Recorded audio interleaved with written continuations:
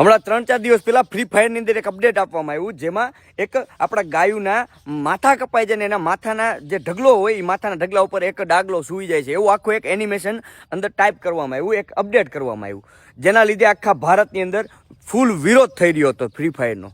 અને અચાનક જ તે આ ગરીના વાળાએ જાણતા કે અજાણતા, હવે નક્કી આપણે કરવાનું છે, જાણતા કર્યું છે કે અજાણતા, કારણ કે ઓલ ઓવર વર્લ્ડમાં 50%થી વધારે લોકો યુઝર જે આપણા ભારત દેશના છે, અને એમાંય તે હું કહી શકું કે 35% જેટલા હિન્દુઓ આને યુઝ કરે છે, ફ્રી ફાયર ગેમ રમી રહ્યા છે. છતાંય તે આ લોકોએ આવું એનિમેશન ટાઈપ કર્યું. આ લોકોને ખબર છે કોની આસ્થા કોની સાથે જોડાયેલી છે, છતાંય આવી ભૂલ કરે તો આ એકદમ માની ન લેવી જોઈએ. આ ગરીના વાળાએ 2 દિવસની અંદર આ અપડેટ હટાવી દીધું છે, પરંતુ આની ઉપરથી આપણે એક વસ્તુ શીખવા મળી કે આ ગરીના વાળાની કે ફ્રી ફાયર વાળાની માનસિકતા કઈ રીતની છે.